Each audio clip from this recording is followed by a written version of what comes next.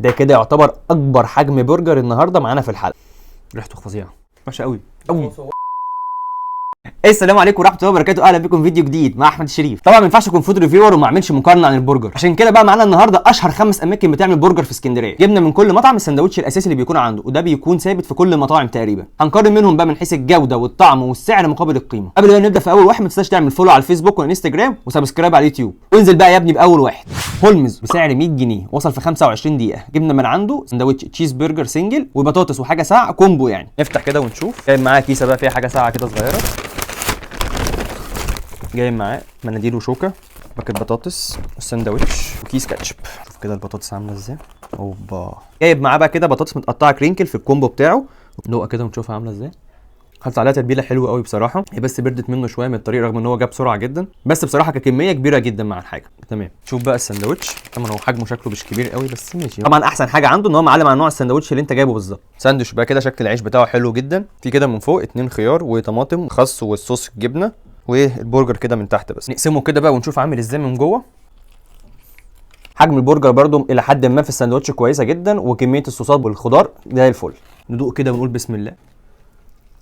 طبعا احنا جايبين الساندوتش ده سنجل. حجم قطعه البرجر اللي فيه تعتبر حلوه مش وحشه، ما هي صغيره خالص ولا هي كبيره قوي. طبعا انا مش عارف دي تعتبر 150 ولا 200 جرام، بس دي تقريبا 150 جرام. طعم اللحم بقى والكواليتي بتاعتها عاليه قوي. طعم الجبنه الامريكي اللي هو حاططها دي حلوه جدا، بس كميتها مش كتيره قوي، بس طعمها حلو برده وباين قوي. الخضار بتاعه والصوص اللي حاطه ده جميل قوي.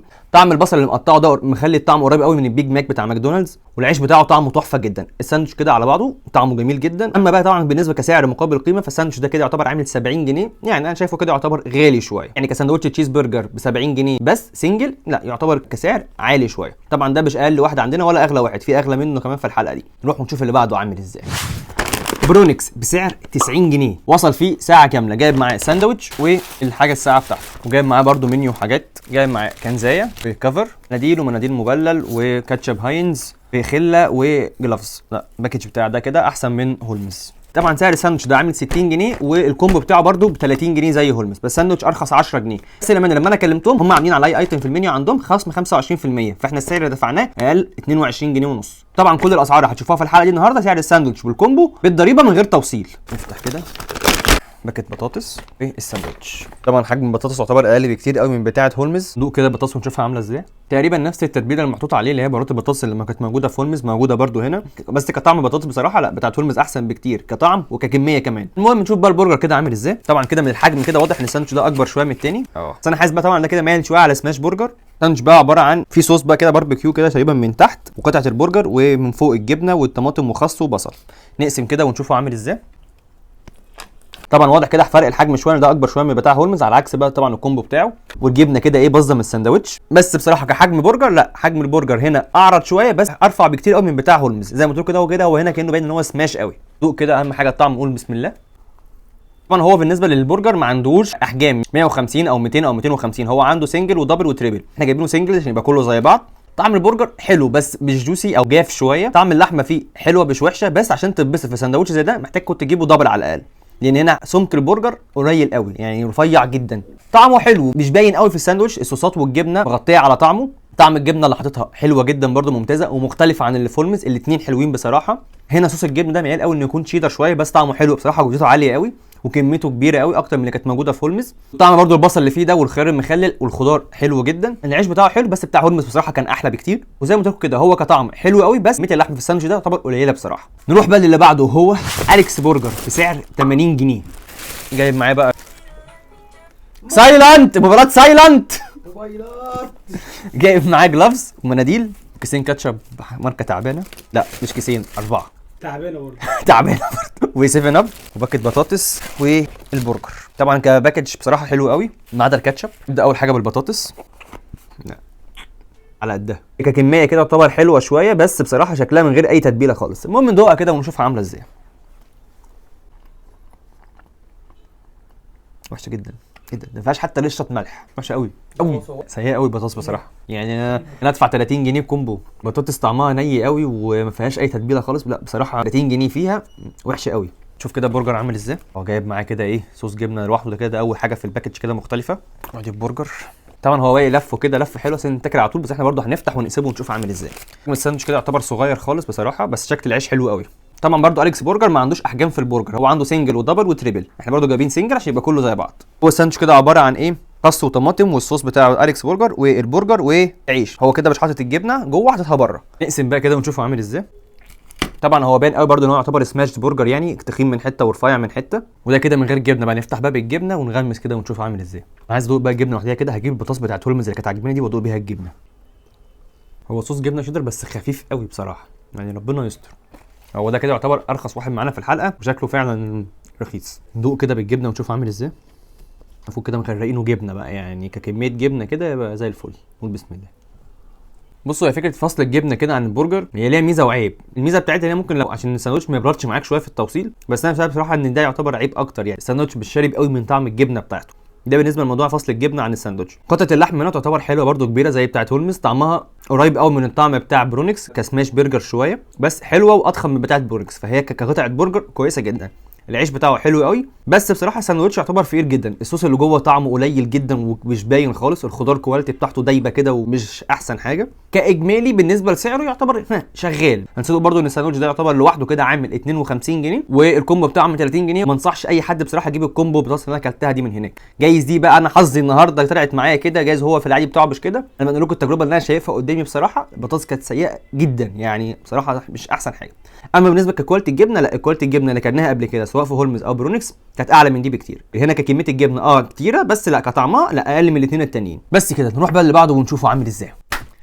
بافلو برجر اغلى واحد معانا النهارده بسعر 115 جنيه. طبعا برضو للامانه تاني احنا كان عنده اوفر، جايبين برضو الساندوتش ده بدل من 115 بالكومبو جايبينه ب 79 جنيه. شوف بقى كده عامل ازاي. جايب معاه كوكا كولا ومناديل مبلله وكاتشب ماركته هو، حاجه حلوه قوي. المناديل والساندوتش باكيت فرايز لبيبي، بس الساندوتش بقى ايه شكله كبير. طبعا بافلو برجر يعتبر اول واحد بقى في الحلقه دي كده ما عندوش سنجل ودبل وتريبل، عنده احجام. ده كده اقل واحد فيهم اللي هو ال 150 جرام، يعتبر موازي قوي للسنجل اللي جبناه. نشوف كده البطاطس، يعني هي ما عليهاش اي تتبيله بصراحه، بس طعمها احسن شويه من بتاعه اليكس برجر، قريبه قوي من بتاعه ماك بس من غير اي ملح ومن غير اي توابل من غير اي حاجه. لغايه دلوقتي كده احسن بطاطس معانا في الحلقه كلها هولمز. ونسيت اقول لكم ده يعتبر وصل في ساعه الا ربع، عشان عايز اعرف ايه اللي جوه ده. دي جلافزات وكحول عشان تغسل بيه ايدك، حركه شيك جدا بصراحه. هو المفروض زي هولمز كده يكتب لك على كل ساندوتش نوع ايه، بس هو نوع الساندوتش اصلا احنا كاتبينه مش موجود في القائمه اللي هو حاططها. ده عنده اسمه اولد سكول، وده يعتبر برجر وجبنه بس.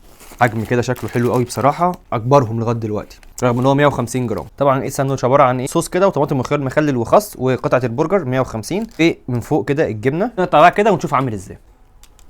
طبعا شكل الجبن هنا مختلف خالص عن اللي قبليه كله، تحس ان هي كده ايه يعني معموله على الجريل كده او ليا كده معاهم، مش صوص جبنه سايح وخلاص. حجم البرجرايه يعتبر مش مليان قوي زي بتاع هولمز واليكس، ومش رفيع برده زي بتاع برونكس، حاجه وسط كده بين الاثنين. دوق كده ونشوف عامل ازاي. بسم الله. طبعا طعم اللحمه بصراحه هنا احلى واحده فيهم كلهم. طعم اللحمه لوحديها خرافيه جدا، حلوه قوي قوي، من التتبيله تتبيله جميله جدا، طعمها صافيه جدا وتحس ان انت بتاكل لحمه مختلفه عن اي حاجه من اللي كلناهم قبل كده. طعم الجبنه بقى لا قليل بصراحه، طعمها اولا مختلف، عامله زي ما تكون شرايح كده بريزدون ولافاش كريم مربعه، دي طعمها قليل بصراحه وكميتها مش كتير قوي، وكميه الصوص برده قليله جدا. عيش طعمه مميز جدا. حجم الساندوتش يعتبر كبير الى حد ما مش صغير. كطعم على بعضه كده اوفر رول حلو مش وحش، بس محتاج ان الصوص بتاعه يكون احسن شويه والخضار يكون الكواليتي بتاعته احسن شويه، لان الخضار بصراحه بايش برده ودايب مش احسن حاجه. بس بصراحه طعم اللحمه مخلي تجربه الساندوتش ده عالميه قوي هو والعيش. طب بصوا احنا برده ايه، عشان ده برده الوحيد اللي جاب كاتشب كده بتاعه، فانا عايز ادوقه كده مع الساندوتش واشوفه عامل ازاي. جايز ينقل التجربه في حته ثانيه خالص. طبعا ده الكاتشب الوحيد اللي جربه عشان ده انتاج بتاعهم هم، عكس اللي قبل كده يا اما ماركات تعبانه او هاينز، واحنا كلنا عارفين طعمه طبعا. فهشوف ده كده مع الساندوتش واقول لكم رايي فيه ايه. لا بصراحه طعم الكاتشب حلو جدا، يمكن يكون احسن كمان بتاع هاينز. السكر بتاعه مظبوط وطعم الخل فيه والتوابل حلو قوي بصراحه. جود شوب. نروح بقى لاخر واحد معانا وهو بلاك بير، وده يعتبر اجدد واحد عندنا في اسكندريه بسعر 90 جنيه، وصل في ساعه بالظبط. ده كده بالنسبه للباكج يعتبر اكبر واحد فيهم كده، جايب كيستين كبار قوي، شوفهم كده عاملين ازاي. بصراحه شكل الكيسه تحفه، كل دي على الكنزايه ماشي. باكج بطاطس كرينكل، ده يعتبر تاني واحد كده في الحلقه جايب كرينكل، بس طبعا دي كميتها اصغر قوي من بتاعه هولمز. والبرجر في علبه ومناديل وجلافز وشاليمو وكاتشب جود فريندز، يعتبر تاني احسن ماركه بعد هاينز يعني، بس يعدي ماشي. ندوق كده البطاطس ونشوفها عامله ازاي. حلو قوي، بس برده مش زي بتاعه هولمز. هولمز التوابل اللي حاططها عليه كانت حلوه قوي كده. بالنسبه بقى للبطاطس احسن بطاطس هولمز من دلوقتي بقول لكم قبل ما نطلع على النتائج ككميه وكطعم. تحفه جدا بصراحه. بس دي تعتبر مش وحشه، دي تاني واحده بعديها على طول. برجر بقى كده ايه في علبه كده مختلفه شويه عن اللي قبل كده، شبه بتاعت ماك كده حبه. شكل برده الساندوتش ده كبير مش صغير، العيش شكله حلو جدا. طبعا بلاك بيري يعتبر زي بافلو، ما عندوش سنجل ودبل وتريبل، عنده احجام 150 و200 او 250 تقريبا. احنا جايبين ده 150 عشان يبقى كله زي بعضه. ده اسمه عنده امريكان برجر، ده بسعر 60 جنيه والكومبو بتاعه ب 30 جنيه. جايب معاه كده من تحت كده خس كده ومايونيز شكله، وقطعه البرجر شكلها حجمها كبير برده، وصوص جبنه كده على خفيف قوي مقطع الساندوتش من فوق. نقسم بقى كده ونشوف عامل ازاي. ده كده يعتبر اكبر حجم برجر النهارده معانا في الحلقه من حيث السمك، بصراحه شابوه كده للحجم بتاعه، ريحته فظيعه. المهم ندوق كده ونقول بسم الله. بصراحه طعم اللحمه عالمي جدا، طعمها تحفه قوي، كميتها محترمه جدا، اكبر حجم برجر معانا في الحلقه النهارده. عيب الساندوتش ده الوحيد ان العيش مش احسن حاجه، يعني يعتبر من اقل الناس في الكواليتي بالنسبه للعيش في الحلقه كلها. بس بصراحه طعم اللحمه بتاعه مخلي الساندوتش ده عالمي فوق مما تتخيلوا. كميه الجبنه رغم ان هي قليله مش كتير قوي، بس طعمها حلو جدا ومميز، وقريبه قوي من بتاعه هولمز اول واحده، ان هي جبنه امريكيه كده بالشيدر. هي بس ماسكه شويه في الساندوتش. ممكن الساندوتش ده عشان احنا خسرنا بيه اخر واحد، عشان هو اخر واحد جه، لو كان طازه في المحل كان ممكن تبقى التجربه دي احسن من كده بكتير. بس بصراحه الساندوتش تحفه جدا. الصوص بتاعه يعتبر مايونيز بيزك جدا، ورغم ان هو بيزك او مايونيز بس طعمه عالمي قوي. لو اهتموا شويه بالصوص اللي ممكن يكون موجود جوه هيبقى طعمه عالمي قوي بصراحه. بس كده نروح دلوقتي نشوف ترتيبهم من الاوحش للاحسن عاملين ازاي. طبعا ده كده تقييم الشخصي من اوحش حاجه لاحسن حاجه. اوحش واحد كان اليكس برجر في المركز الخامس، الرابع كان برونكس، الثالث كان بوفالو، الثاني كان هولمز، الاول كان بلاك بير. كان مفاجاه بصراحه بالنسبه لي. اليكس كان اوحش واحد رغم ان هو كان ارخص واحد معانا في الحلقه بسعر 80 جنيه بسبب البطاطس بتاعته كانت وحشه جدا، والبرجر بتاعه كمان كان مش قد كده بصراحه، وطعم الجبنه كانت اخف واقل طعم فيهم موجود. برونكس المركز الرابع بس عشان البرجر كان رفيع قوي في الساندوتش، غير كده كان طعمه عالمي جدا بصراحه. البطاطس بتاعته كانت عاديه، ما هياش وحشه ولا هي حلوه، وطعم الجبنه بتاع الساندوتش كان عالميه جدا. بافلو بقى في المركز الثالث بسبب طعم البرجر بتاعه، طعم الشوي في البرجر بتاعه كان تحفه جدا بصراحه. حطه في المركز الثالث بسبب ان الصوص بتاعه كان قليل قوي في الساندوتش، كان محتاج يزود الصوص اكتر من كده شويه. هولمز في المركز الثاني كان الساندوتش بتاعه حلو جدا، طعم الجبنه في الساندوتش كانت حلوه قوي، وكان حجم البرجر برده كبير، وكان طعمه حلو جدا، والعيش بتاعه كان حلو جدا، غير طبعا البطاطس بتاعته كانت حلوه قوي، وكانت تعتبر اكبر كميه واحسن طعم موجوده الاثنين. اما بقى مفاجاه الحلقه وكان اجدد واحد وكنت اول مره اجربه كان بلاك بير. بصراحه طعم البرجر بتاعه كان عالمي فعلا، طعم اللحمه ما دقتهاش قبل كده في حياتي. كميه البرجر كانت اكبر كميه فيهم كلهم، وكسعر مقابل قيمه كان يعتبر احسن واحد فيهم كلهم، سعره 90 جنيه اللي هو سعر متوسط في الحلقه. والبطاطس بتاعته تعتبر برده كانت حلوه جدا زي بتاعه هولمز، كانت حجمها اقل وكان ما فيهاش توابل شويه، بس ككواليتي بطاطس كانت حلوه جدا بصراحه. وبس كده كان معاكم احمد الشريف، اشوفكم بخير، سلام.